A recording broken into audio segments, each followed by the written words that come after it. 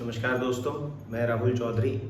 Team energy एक्सेलसियर्स आपका स्वागत करती है मेरी इस हेल्थ प्रेजेंटेशन में, जो कि मैंने एक एल्कलाइन आयोनाइज्ड वाटर को लेकर के जो इसके हेल्थ बेनिफिट्स होते हैं, इस पानी में जो कैंगन वाटर है इसके अंदर कौन कौन सी प्रॉपर्टीज़ होती हैं और अगर इस पानी को हम यूज़ करना शुरू करते हैं तो हमारी हेल्थ पे क्या क्या बेनिफिट्स किस तरह से मिलते हैं। दोस्तों, जैसे हम लोग जानते हैं कि जब हम जैसे आपने यहाँ देखा है कि थाली के अंदर बहुत अच्छा पकवान रखा हुआ है। जब हम कहीं किसी रिश्तेदारी में जाते हैं तो हमारी जो स्वागत के तौर पर एक अच्छा खाना, एक हैवी खाना हमें दिया जाता है और लगातार जब हम इस खाने को खाने लग जाते हैं तो हमें कुछ मन करता है कि नहीं भाई, अब हमको अपना खाना बदलना चाहिए, क्योंकि लंबे समय से हम थोड़ा हैवी खाना खा रहे हैं, थोड़ा ऑयली फूड खा रहे हैं, जंक फूड खा रहे हैं, अनहेल्दी फूड खा रहे हैं। तो हम खाने को अपना चेंज करते हैं, ड्राई फ्रूट्स की तरफ जाते हैं, फ्रूट्स का कंजप्शन शुरू करते हैं, प्लान करते हैं कि भाई हम अपनी डाइट में कुछ मॉडिफिकेशन करें। तो यहाँ पर जो हम कर रहे हैं वो सिर्फ और सिर्फ खाने में बदलाव कर रहे हैं, जो कि हमारी बॉडी 70% वाटर है और 30% बॉडी में जो है वो बाकी चीज़ों पे, फूड पे डिपेंडेंट है। तो उसका जब हम बात करते हैं, जैसे मैंने यहाँ लिखा हुआ, when we talk about water it should be good quality water. So definitely we should consider our health on priority and we should consider the water that we are consuming on daily basis। तो एक ये छोटी सी presentation मैं इस बारे में देना चाहता हूँ कि लोगों का क्या विश्वास है कैंगन वाटर पे, कैंगन वाटर क्यों पीना चाहिए, कैंगन वाटर के अंदर कौन कौन सी गुणवत्ता है और इसके हेल्थ के क्या बेनिफिट्स हो सकते हैं। तो आप जैसा देख सकते हैं कि हमारी जो ह्यूमन बॉडी है, मेल फीमेल दोनों, ये लगभग 70% वाटर से बनी है। बॉडी के डिफरेंट पार्ट्स हैं, ब्रेन है, किडनी है, लंग्स है, ब्लड है, मसल्स है, आइज में आप देख रहे हैं 95% वाटर है, हार्ट को 75% वाटर चाहिए। सो हमारी बॉडी के हर पार्ट का वाटर का कंजप्शन अलग है, वाटर की कंटेंट अलग है। तो जिसके बारे में हम कम से कम ध्यान देते हैं, हम ज़्यादातर ध्यान देते हैं उस 30% 25% पर, जो कि फूड है, मेडिसिन है। तो अगर हमारी बॉडी में जो हम पानी पी रहे हैं उसका कितना महत्व है, ये भी हमें पता होना चाहिए। दोस्तों, जैसे कि मैंने यहाँ पर एक एग्जांपल दिया है कि ह्यूमन बॉडी बहुत सारी सेल्स से मिलकर बनी होती है। तो इन सेल्स के अंदर जैसे जैसे मेटाबॉलिज्म होता है, सेल्स जैसे जैसे डिसफंक्शनिंग में जाती है तो रिएक्टिव ऑक्सीजन स्पीसीज जो है वो जनरेट होना शुरू हो जाती है, जो कि फ्री रेडिकल्स होते हैं। मैंने अपने डेमोन्स्ट्रेशन के वीडियो में भी फ्री रेडिकल्स के बारे में जिक्र किया है।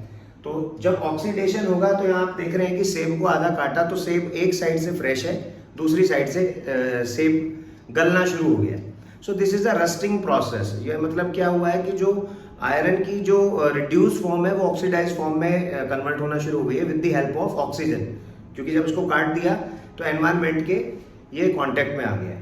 अब इसी तरीके से जैसे हमारी बॉडी है, जब उसके अंदर फ्री रेडिकल्स जनरेट होना शुरू होंगे और उन पर ध्यान नहीं दिया जाएगा तो धीरे धीरे हमारी सेल्स जो है वो भी डिटीरियोरेट होना शुरू हो जाती हैं, वो भी खराब होना शुरू हो जाती हैं। जो उनकी एक नॉर्मल फंक्शनिंग है वो भी डिसफंक्शनिंग में, डिसऑर्डरिंग में कन्वर्ट हो जाती है और हमारी सेल मरने की तरफ, जैसे सेल डेथ जिसको हम बोलते हैं, नेक्रोसिस जिसको बोलते हैं, जैसे गलना है यहाँ पर, ऐसे हमारी बॉडी में भी सेल डेथ जो होती है, सेल इंजरी, पहले सेल इंजरी स्टार्ट होती है, फिर सेल डेथ की तरफ जब चलने लगती है तो उस प्रोसेस को बोलते हैं नेक्रोसिस। तो ये फ्री रेडिकल्स उस नेक्रोसिस को बढ़ावा देते हैं।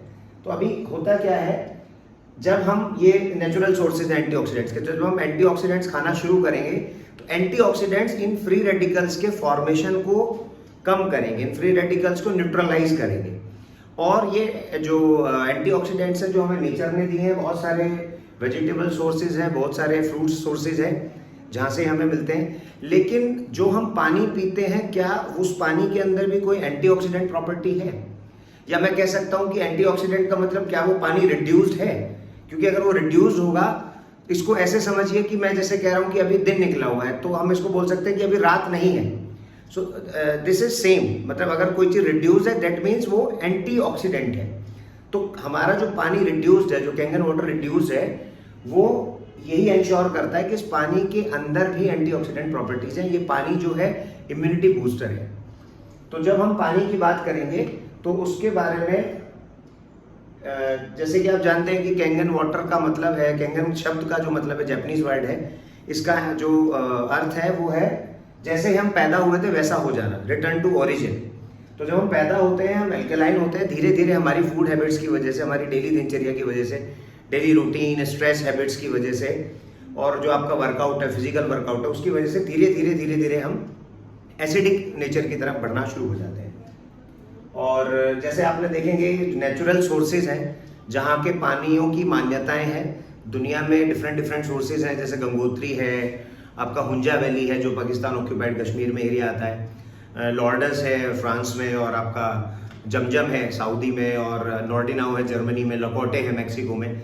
तो they all are natural healing waters, miracle waters. यहाँ के पानियों के पीछे लोग बहुत मान्यताएं रखते हैं कि यहाँ का पानी पिएंगे बहुत शुद्ध पानी है, बहुत पावन पानी है, बहुत, है ना। तो इसी तरीके से इन पानियों को मद्देनजर रखते हुए इन पानियों में कुछ ऐसी विशेषताएं हैं, ये 3 वो विशेषताएं हैं। जैसे कि यहाँ पर मैंने दिखाया कि जो हेल्दी एटम्स हैं उनके फ्री रेडिकल्स क्या करते हैं, आउटर शेल से उनके इलेक्ट्रॉन्स को लेना शुरू कर देते हैं, क्योंकि ये इलेक्ट्रॉन इनके पास कम है। अभी हमारा जो कैंगन वाटर है या जो भी मिरेकल वाटर की हम बात कर रहे हैं, ये एंटीऑक्सीडेंट रिच है। एंटीऑक्सीडेंट रिच होने की वजह से क्या है कि ये इलेक्ट्रॉन डोनर है, तो ये करेगा, फ्री रेडिकल को अपना इलेक्ट्रॉन देगा, कहेगा कि भाई तुम लोग शांत बैठो, बाकी जो हेल्दी सेल्स हैं उनको हेल्दी सेल्स को हेल्दी रहने दो। तो इस तरह से इस पानी के अंदर एंटीऑक्सीडेंट प्रॉपर्टी है। दूसरी प्रॉपर्टी, अगर पीएच स्केल की हम बात करें तो जो ये मिरेकल वाटर्स है, जो भी हमने अभी यहाँ दिखाए थे, ये सब जो मिरेकल वाटर्स हैं, ये सब पीएच स्केल पे एल्कलाइन मीडियम की तरफ है। मतलब कि ये पीएच स्केल जो 1 to 14 होता है, ये मोर देन 7 है। तीसरी प्रॉपर्टी है micro clustered property. Micro clustered property ये बताती है कि जो आप यहाँ देख रहे हैं कि ये जो पानी का जो मॉलिक्यूल्स हैं ये ज्यादा है इस गुच्छे के अंदर, इस क्लस्टर के अंदर, और यहीं पर H2O के मॉलिक्यूल्स कम है। तो ये जो मॉलिक्यूल्स कम होने की वजह से ये पानी इजीली एब्जॉर्ब होगा, जल्दी एब्जॉर्ब होगा आपके जीआईटी ट्रैक से, जो आपके इंटेस्टाइन है, लार्ज इंटेस्टाइन, वहां से जल्दी आपका एब्जॉर्ब होगा। अब हम इसकी पहली प्रॉपर्टी की बात करते हैं, एंटीऑक्सीडेंट प्रॉपर्टी। इसमें हमने देखा है वही same oxygen atom antioxidant properties, जैसे कि सेब का हमने गलना हुआ दिखाया, तो इसी तरीके से हमारी सेल्स का भी धीरे धीरे सेल डेथ की तरफ चलने लगती है। जैसे हमने यहाँ केले को लेकर के दिखाया कि केला पहले फ्रेश है, धीरे धीरे वो खराब होना शुरू हो गया। सेम हमारी बॉडी में एजिंग फिनोमिना है।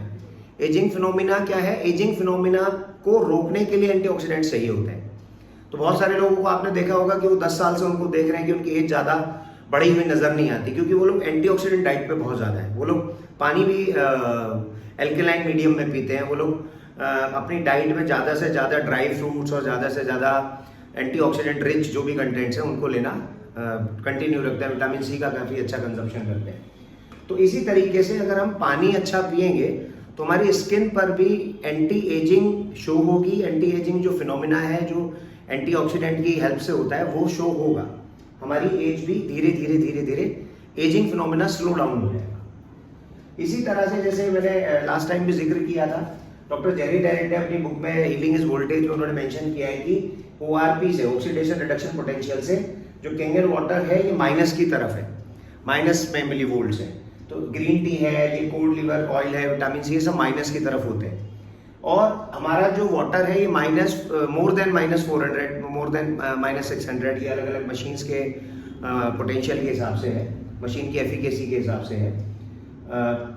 और जितने हम बाकी बॉटल्ड वाटर पीते हैं, बॉटल्ड ड्रिंक्स पीते हैं, सोडा पीते हैं, ये सब के सब, और जंक फूड्स हैं, ये सब के सब ORP में पॉजिटिव साइड में, दैट मीन्स ये ऑक्सीडेशन की साइड में है।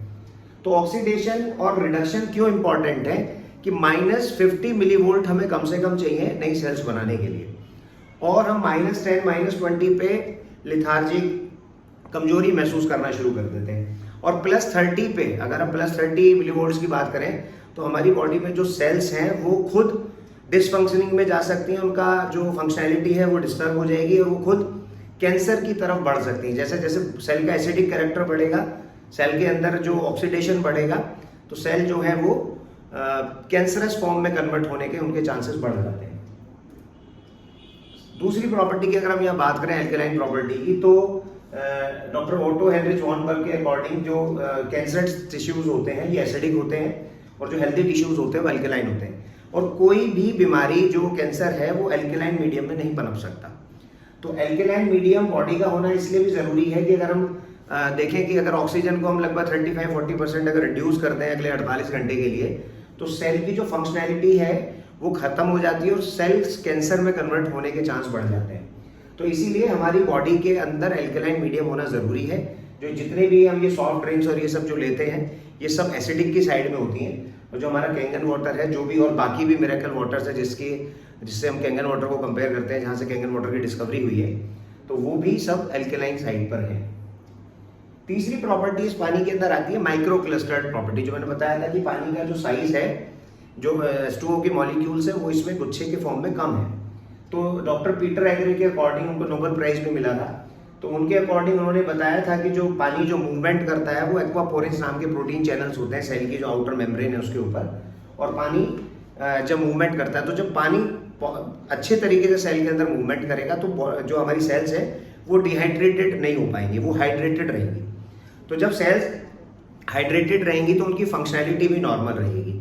और कुछ सेल्स के अंदर अगर हाइड्रेशन को हम बढ़ा दें, जैसे हमने बताया था कि एसिडिक कैरेक्टर को खत्म कर दें, एल्कलाइन बिहेवियर बढ़ा दें सेल्स का, और सेल्स को प्रॉपर हाइड्रेशन मिलने लगे, पानी उन तक एंश्योरिटी से पहुंचने लगे, तो सेल की नॉर्मल फंक्शनिंग भी बढ़ने लगती है।